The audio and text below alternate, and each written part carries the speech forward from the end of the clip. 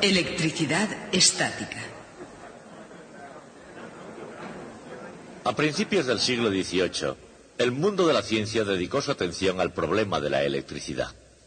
Había una buena razón para ello. Hubo muchos científicos por entonces que ganaban su sustento dando conferencias, o bien como itinerantes que iban de ciudad en ciudad y hablaban ante cualquiera que hubiese comprado una entrada. O bien eran profesores universitarios. En ambos casos tenían que atraer al auditorio. Por supuesto, hoy los profesores tienen un público garantizado, pero eso se debe a la obligatoriedad del curso, que fue un invento muy posterior. En cualquier caso, aquellos científicos tenían que atraer al auditorio y con ese fin necesitaban hacer demostraciones ostentosas, y la electricidad era justamente perfecta para eso. Una demostración típica de esa época era conseguir a un pilluelo de la calle, un chiquillo de 8 o 9 años. Lo amarraban bien al techo con hilos de seda. Lo cargaban eléctricamente con una máquina electrostática y hacían que la gente le sacara chispas de la nariz. Yo quería haberles hecho esta demostración, pero todos los golfillos estaban ya ocupados. Así que en vez de eso tendré que hacerlo con estas cosas. Pero antes de ningún experimento, quisiera explicarles algunos principios sencillos de electricidad. Esta tarde quiero mostrarles algunas cosas insólitas con objetos comunes que usamos normalmente. Aquí tenemos a primera una vista, baraja. El profesor científico y el ilusionista en escena parecen tener poco en común. Cartas. 52, ¿las han contado? Y sin embargo, no hay duda de que cada uno de ellos podría aprender algunos buenos trucos del otro. Buscamos los dos reyes negros. No tenemos más que hacer así. A lo largo de las etapas de la historia, si una persona ejercía la ciencia o la brujería, dependía frecuentemente del punto de vista del observador. Muy bien. Un as rojo que, si no me equivoco, creo que está exactamente en la mitad del mazo. Por lo tanto, lo que tengo que hacer es cortar la baraja por la mitad. Muy bien. Tanto corto. si se trata de pura ciencia como de pura trampa, los antiguos griegos se dedicaban a ella con pasión. Eran tan rápidos en la ciencia como en los deportes, y muy pronto hicieron un asombroso descubrimiento sobre la naturaleza de la electricidad. Una simple varita de resina. La froto sobre el conejo. Algunos materiales actúan como una varita mágica cuando se frotan con una piel de conejo y atraen pequeñas partículas de materia.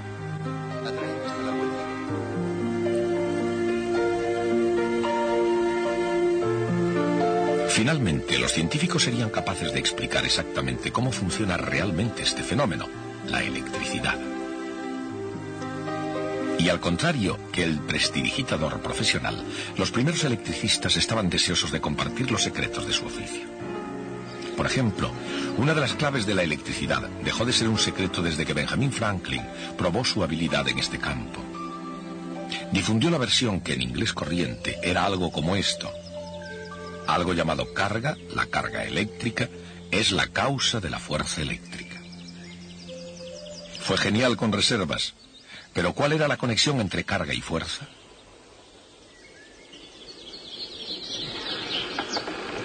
Tanto en la ciencia como en la magia, la elección del momento adecuado lo es todo. Y en Francia, Charles-Augustin Coulomb apareció con la respuesta.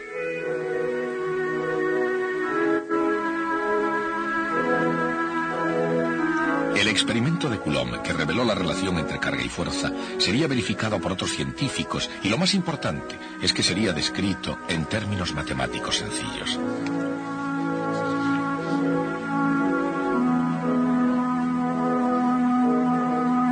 La ley de Coulomb establece que la fuerza eléctrica es directamente proporcional al producto de las cargas e inversamente proporcional al cuadrado de la distancia entre ellas. Además, hay dos tipos de carga, positiva y negativa. Cuando la electricidad actúa entre cargas de signo diferente, hace que se atraigan. Pero cuando actúa entre cargas de igual signo, éstas se repelen.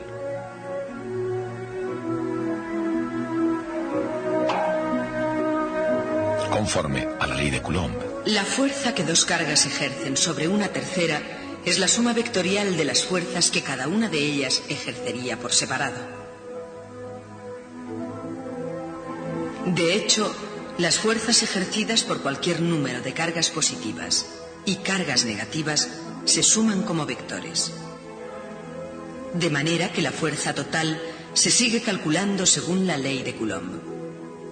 Adviertan que las cargas positivas están representadas en rojo y las negativas en azul.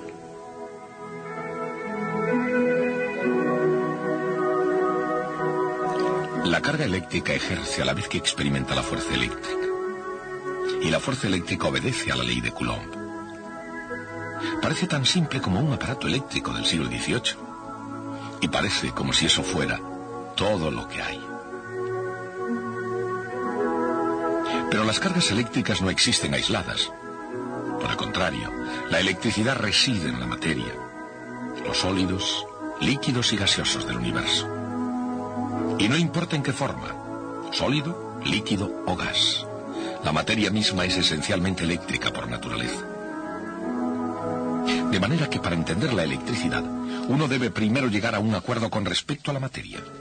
Por otro lado, para entender la materia, uno debe primero captar los fundamentos de la electricidad. De hecho, ninguna de las dos puede entenderse sin la otra.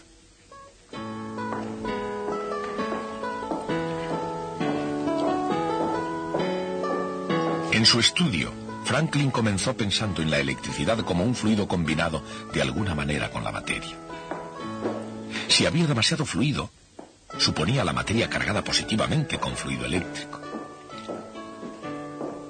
Si había demasiado poco fluido, suponía que la materia estaba cargada negativamente de electricidad. Por lo tanto, en la mente de Franklin, la materia estaba en su estado normal, es decir, eléctricamente neutra y equilibrada, solo cuando contenía la cantidad correcta de fluido eléctrico.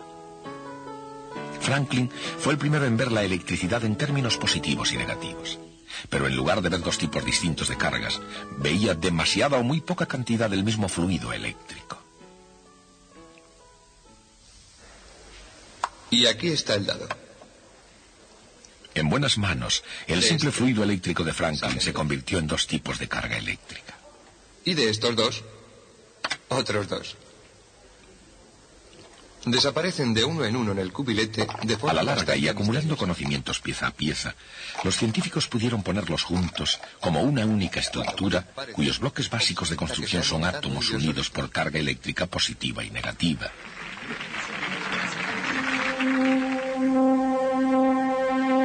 En el centro de cada átomo hay un núcleo formado por protones y electrones. Los protones contienen su carga positiva. Los neutrones de los átomos no tienen carga, lo cual significa que son eléctricamente neutros. El núcleo, como en todo, está rodeado de electrones que tienen carga negativa. Y en conjunto cada átomo neutro tiene el mismo número de protones y electrones. La carga positiva de cada protón equilibra la carga negativa de cada electrón y están unidos por la fuerza eléctrica de atracción entre ellos. Desaparecen de uno en el cubilete de forma bastante misteriosa. Cuando vuelven a aparecer... Pero esta acción bastante especial de equilibrar, como cualquier otra acción, no siempre es perfecta. En realidad, no todos los átomos son neutros. Algunos tienen demasiados electrones o demasiado pocos, en cuyo caso reciben el nombre de iones. De hecho, los iones sodio con carga neta positiva y los iones cloro con carga negativa están unidos por la fuerza eléctrica formando los cristales de sal común. Pero ya sea que sus átomos estén ionizados o no, los sólidos, los líquidos o los gases, toda la materia del universo está unida por la fuerza de la electricidad. Con una simple moneda. Por ejemplo, y de todas las formas de materia, ninguna muestra los efectos de la electricidad más claramente que los metales. Por otra de oro macizo. Oro. La materia de la que están hechos los sueños.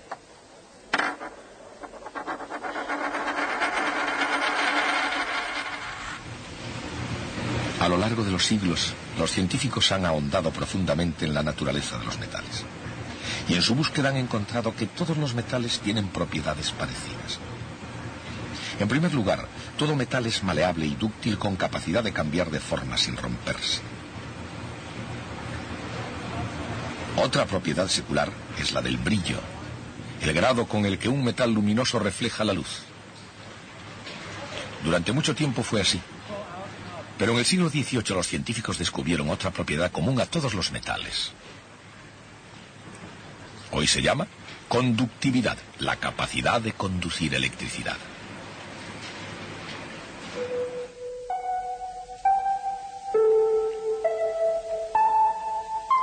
En un aislante, la carga eléctrica permanece donde está.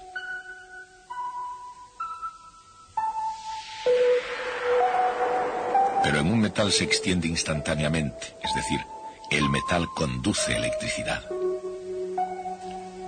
En un nivel más profundo, esto es lo que sucede. Se puede considerar cada átomo de un metal como un ion positivo con uno o dos electrones exteriores débilmente ligados. Cuando dos átomos metálicos están muy próximos, los electrones más exteriores pueden pasar fácilmente de uno al siguiente. A medida que se agregan más átomos, los electrones pueden moverse a grandes distancias. Esos electrones móviles son conocidos como electrones de conducción y dan a los metales sus propiedades especiales. De esa manera, todos los metales son conductores eléctricos, porque todo metal es como una molécula gigante en la que un número de electrones están compartidos por igual entre todos los átomos. Se puede representar como una estructura de iones cargados positivamente, pegados por un fluido de electrones móviles.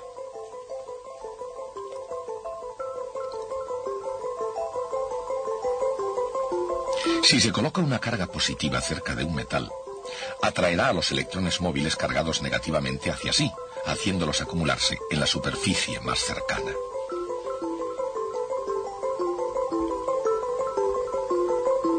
El resultado es que quedan iones positivos netos no equilibrados por electrones en la superficie más alejada.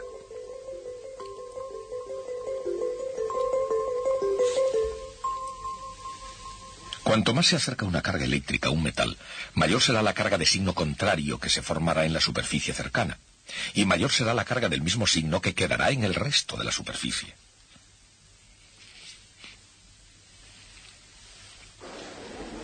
Y ahora una cajita sorprendente, pero no quiero que puedan pensar que está trucada.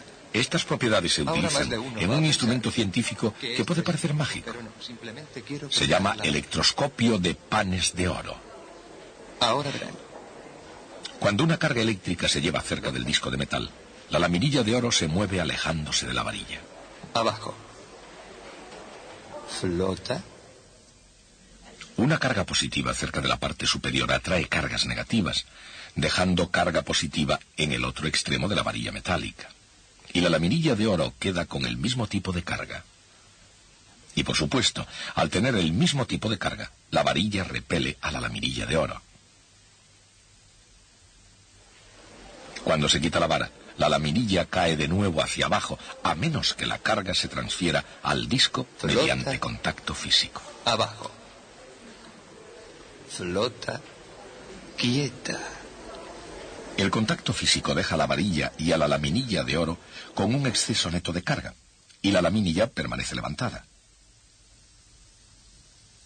Pero vuelve a caer de nuevo con un roce de la mano. Abajo. La mano, que es ella misma un conductor, conecta la columna a la caja del electroscopio. ¿Dónde ha ido a parar esa carga extra?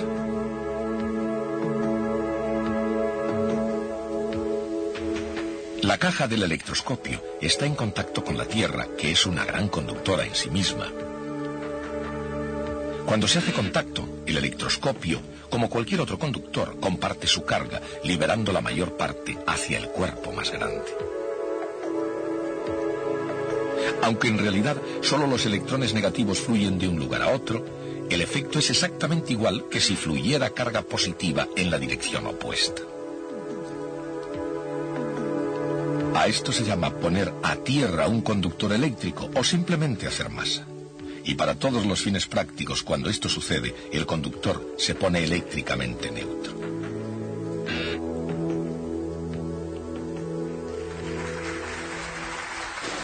Gracias. Si este es el caso, ¿cómo puede algo llegar a cargarse en primer lugar? Puedo con mi magia hacer una varita de resina. Una forma es por fricción, lo que no sorprende a nadie que haya caminado sobre una alfombra seca y haya recibido una descarga.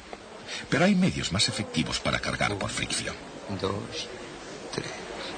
He desarrollado una carga estática de modo que el papel se adhiere a ella como por magia.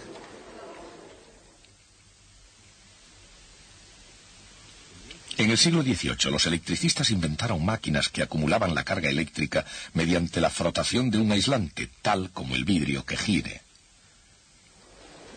Y ahora una cosita que encontrarán electrizante. Es una cortesía de mi buen amigo el señor Van de Graaff. Démosle un poco de energía.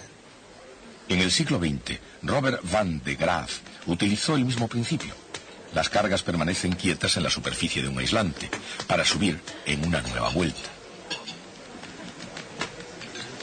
Aquí abajo, una transportadora lleva la carga hacia arriba, hasta la parte superior de la máquina, donde la carga es transferida al interior de la cúpula del metal.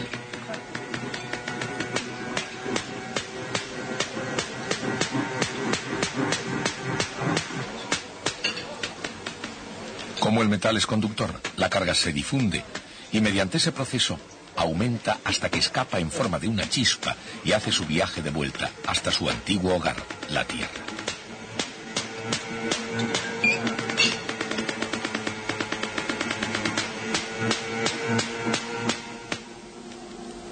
Pero la máquina de Van de Graaff tenía muchas más posibilidades que el mero truco de encender el interés del auditorio de un cabaret. De hecho, su característica principal, transferir carga eléctrica por la correa transportadora, es el principio de uno de los más importantes dispositivos de un moderno laboratorio de física nuclear. Esta robusta cámara amarilla, conteniendo gas a alta presión, está diseñada precisamente para evitar que salten chispas.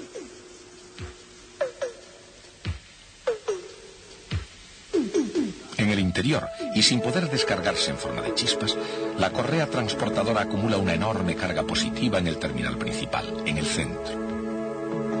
Mientras tanto, un ion cargado negativamente, en este caso un átomo de carbono con un electrón adicional, está siendo preparado para realizar un viaje extraordinario.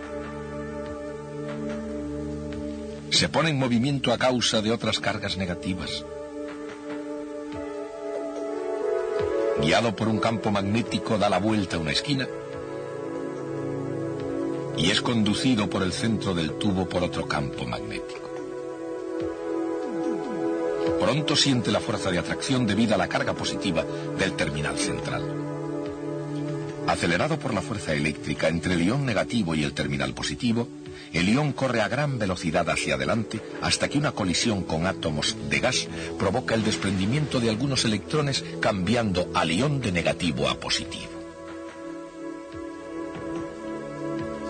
Nuevamente acelerado por la fuerza eléctrica, el ion continúa hacia su destino, que en este caso es una colisión nuclear entre carbono y un blanco consistente en helio.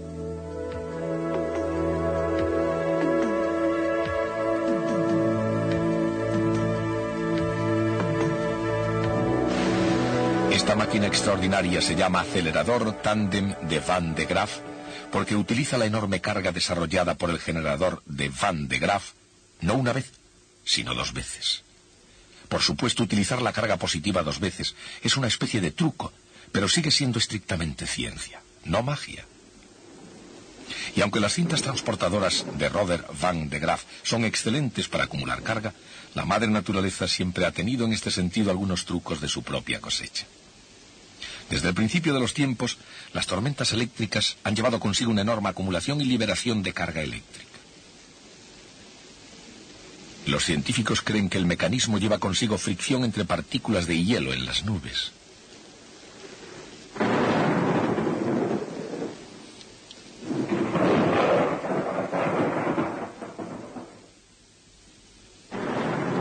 Pero la fricción no es el único modo por el cual se puede transferir carga.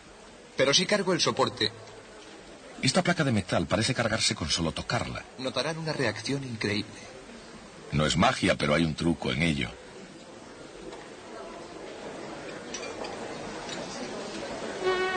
Si se acerca una carga positiva a un metal, la carga negativa se precipitará hacia ella y la carga positiva se queda detrás en el otro lado.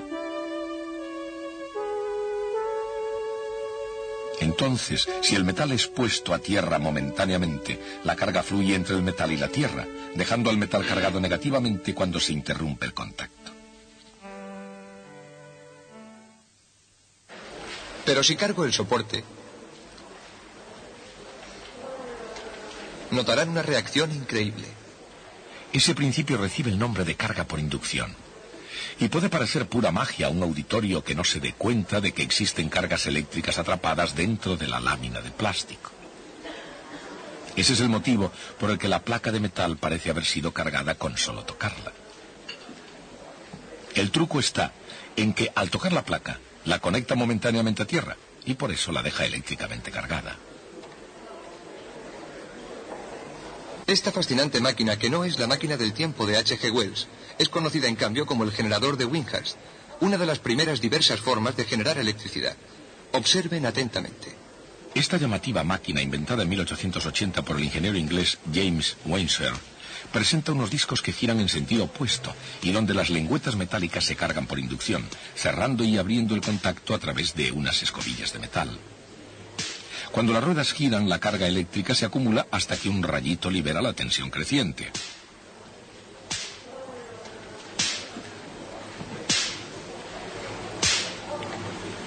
Uno de los secretos del éxito de la máquina de Wenshaw es el dispositivo que utiliza para almacenar carga eléctrica. Es la botella de Leyden, llamada así por haber sido creada en la universidad del mismo nombre. El principio en que se basa esta botella es tan sencillo como el dispositivo mismo. En una botella de Leyden, el interior y el exterior son de metal, separados por el vidrio de la botella.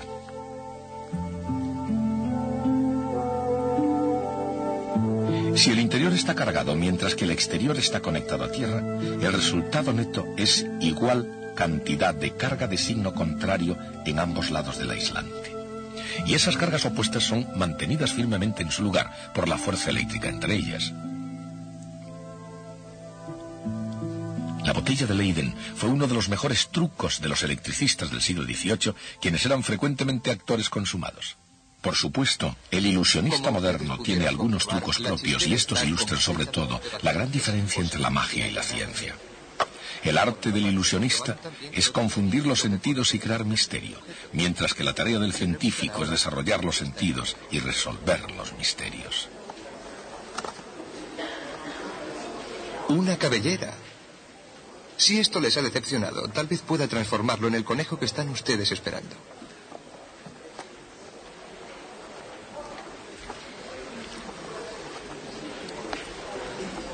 Ambos tratan de entretener al menos de la mejor manera que sean capaces. Ajá. Damas y caballeros, un conejo vivo. Gracias.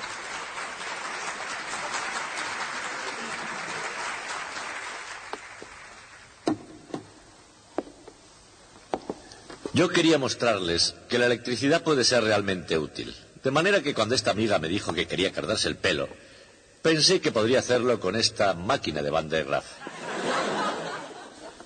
Tranquila, que esto no duele. Allá vamos. Observen lo que ocurre cuando yo giro esto.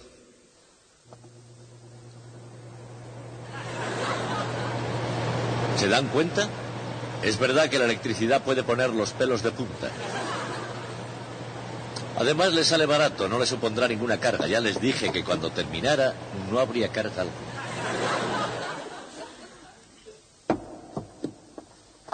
Pero este es un generador electrostático de tipo diferente.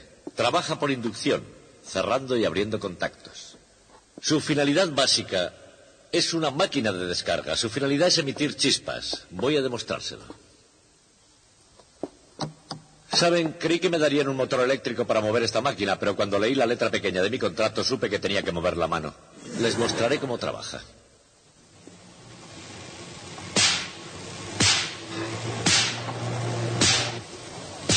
Eso es.